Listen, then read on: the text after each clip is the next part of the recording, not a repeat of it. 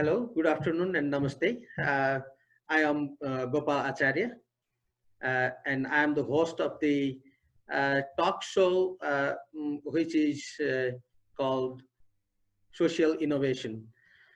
In this talk show, we will bring different experts, different entrepreneurs, different intellectuals from all around the world, and we have a couple of discussions about the present scenario or the happenings or the some situational analysis kind of thing that we do in this talk show.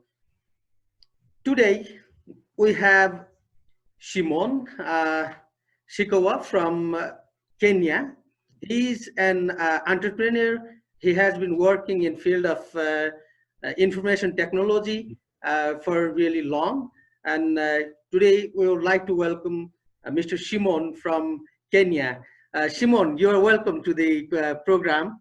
And I would like to request a brief introduction about yourself. Okay, my name is Shimon Kikawa. I work for Kenya government, Marine Technology like profession. And I'm glad to be with you today for this.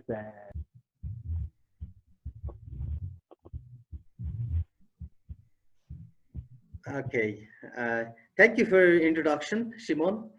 And today we would like to talk a bit about the COVID scenario that is becoming a global kind of crisis for global citizen. Everywhere all around the world, people are fighting with this really unknown kind of virus, which is affecting the global world today. How is the situation in your country, in your place? Okay, the current situation is not very bad as such. When it started, the graph was climbing very fast, but now it has stabilized, and it's actually the curve is coming down. Oh, okay. Then the things are working. Is there any restrictions that that is going on in Kenya right now? Yeah, there are places where there's total lockdown. Then at the moment, things are becoming, the country is opening up, the business are coming back, and we are seeing the schools are just about to be opened. Okay, it's similar in Nepal as well. Things are becoming easier day by day, and the government is also easing the restrictions. So the things are becoming better these days. Simon, how do you see the COVID crisis has affected your personal as well as your professional life? It has really affected my professional life, because we are not interacting with the people as much as we used to. There's a lot of fear of unknown, because we are wearing masks. Sometimes we are meeting people putting on masks, and you get to understand that it is not normal to keep on wearing masks and walking around, and going to restaurants, and you have to wash your hands 3 or 4 times in a day, or even 10 times in a day, depending on the number of places you are getting in. So that is sometimes quite uncomfortable. Sometimes it's quite unusual, but we are coping with it. Actually, there has been a saying in our community, in our society, that the people are getting corrupt, people are not being responsible, people are not accountable. So now they have to close their face, they have to cover themselves. These are the sayings that my community is sharing these days. It's sometimes we think like, okay, this can be one perspective to look at it as well. It's a kind of funny thing going on in my society these days. It's, it's same with Kenya. Sometimes you pass somebody because you don't recognize the face, because he's covered half the face.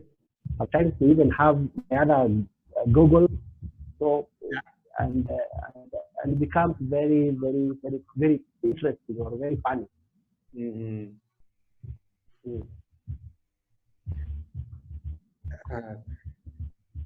How you have been involving in your professional life these days because of the lockdown and all the restrictions? How are you managing it? Because ours is an essential service. What we are providing as a daily technology, we do advisory on quality and safety of milk that is consumed in the country. And at some point, you are forced to check whether the quality of milk is good. So you are forced to work whether the quality is there or not.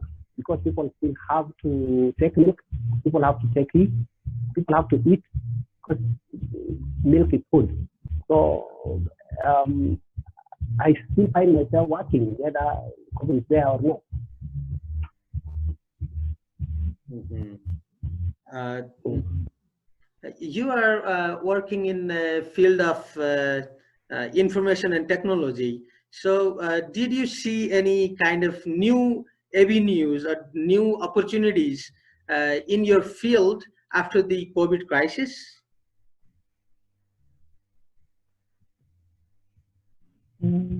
Yes, of course, now people are using information technology to pass information because we are not meeting physically. So through information technology, that is when now we are getting to communicate with people who are far away. Remember, there are times when there was total lockdown, people, some parts of the country were closed completely. You could not access, but you still want to talk to people who are across there. So you have to use information technology to pass the message or to receive any message from the other side. So information technology has played a very, very key role during this time. And you can now even see what we are using at the moment, Zoom technology. We never used to imagine that one day we'll be using Zoom to have meetings. But now, this is the solution. So information technology is really working. Mm-hmm. Yeah, agreeing with your like understandings about the opportunities. Do you think this sort of use of technology in this kind of deeper way or in this kind of intensive way uh, may hamper our societal values? Like we live in a community, we live in the help of each other, we have the belief that we have to be in a community. Isn't it distracting the society from this kind of harmonious thing? Of course it is, because the society, our society, especially here in Kenya, we believe in meeting one-on-one to have to talk and agree. Yeah. But when you sometimes you don't tell somebody, I cannot tell you this thing by phone. I have to come and meet you so that I tell you by face. But now you are forced to use Zoom, you are forced to use a telephone, you are forced to not to greet, greeting. Now we are not greeting, you are using our hands. So, like if you do this to somebody feels it is not very polite to wave somebody. They believe in hugging, they believe in shaking the hand, and actually that is how COVID has affected the society. Mm-hmm. Yeah, this is also similar because our society in Nepal, our community is also a kind of society which likes to meet and mingle and do namaste, even if they have the very limited distance. They do namaste because of the culture. But I think we Yeah, need, at least hug. yeah, we do hand to hand as well, as we have learned from you guys as well. And Shimon, do you think, like, if we conclude our conversation with the conclusion that uh, information technology is helping the society to get connected to each other in this period of crisis, but still we need to think about the way out for our previous society as well, our tradition as well. Shall we conclude in this way, or you have some suggestions and recommendations for our conclusion? Yeah, it is important to note that a one-on-one meeting has more impact than a Zoom meeting. Yeah. In terms of even decision making, how do you make a decision with somebody you don't even see a face reaction? Yeah. You only imagine that he has reacted. Probably it's just doing it on camera, but really inside, you can feel somebody when you meet somebody and you talk to somebody. So information technology, yes, it has contributed a lot to communication, but the feelings have not been communicated well. Yeah. Simon, I'm really happy to have you as my guest in this session, and I hope to have you later on as well. And let's hope the situation will get better and people will be able to go into the regular schedule by embracing some new kind of understandings, new kind of knowledge from this crisis. And we wish for all Kenyan people for the healthy and prosperous days. Thank you very much. I hope to finish it so that we can visit Nepal. Okay. And you can also visit Kenya one day.